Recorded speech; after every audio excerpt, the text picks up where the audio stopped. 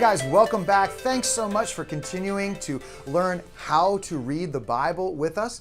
Again, if this is the first video that you're finding with us, make sure that you go back and check out all the ones that showed why we're reading, what we're reading, how to actually do it together, and some of the important lessons we talked about of who Jesus is and how God created us. And if you're finding us on this video, that means that you weren't subscribed before. So make sure you subscribe to the channel and don't miss any of our other upcoming videos. Now, in today's reading, what we're going to do is we're going to talk about why we need Jesus. We're going to talk about why we need Jesus, and we're going to be reading from a New Testament book called Romans. It was called that because it was written by a leader, an apostle named Paul, to the church located in Rome. So there you go, Romans.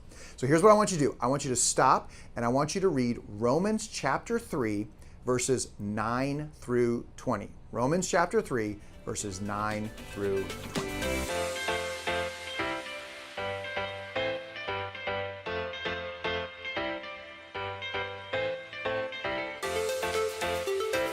Okay, that was a little rough, huh? What Paul is doing here is he is describing the state of every single humanity being, everybody out there before God. Everybody is like this.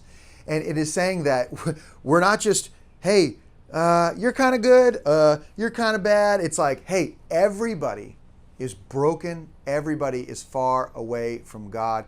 And he's pulling, the reason you see it kind of indented like that is he's quoting from a bunch of different Old Testament books of describing the state of humanity. So it's not Paul just having a bad day and describing how God sees humanity. He's actually using Old Testament scriptures to show, hey, we've always been like this. This is why God has been bringing about a Savior. Now, the next passage you're going to read, you're going to pick it up in verse 21, Romans chapter 3, verse 21, and go all the way to verse 26.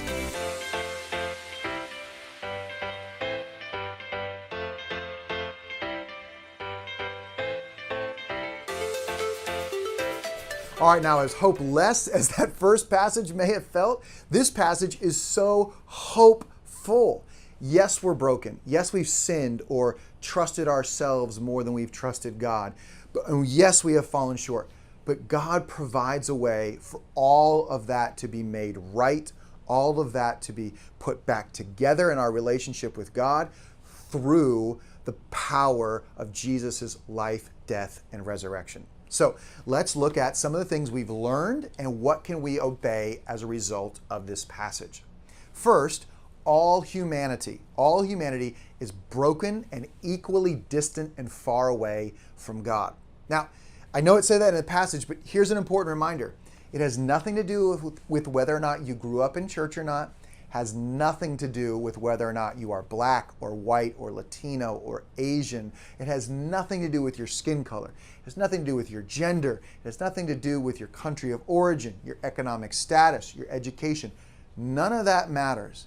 You want equality? Here's equality. We are all equally sinful and broken and far away from God when we are born. And here's the other thing you need to learn. That means you too. Yeah, we have to learn it means us too. We can think of everybody else out there. We can think of the bad people. We can name whoever we don't like. But we have to remember, if it's all humanity, it means us too. And the quicker we come to a point where we can realize that, and it's part of us as well, the quicker we move into recognizing that we need to turn our lives and give them to Christ. See, that's one of the things we need to obey. Am I thinking of myself as a good person, or am I thinking of who just needs a little bit of upgrade with Jesus? Well, this passage in Romans should show me that's not the case at all.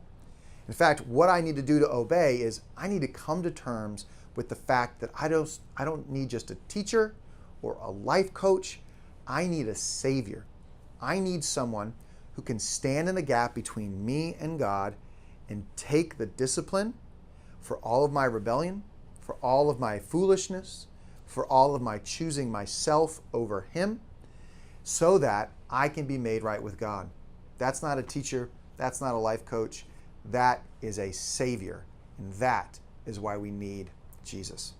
All right, so make sure you're subscribed to this channel. We've got a couple more videos coming out in this series, and leave a comment below and let me know who was your favorite teacher growing up. Who was your favorite teacher growing up?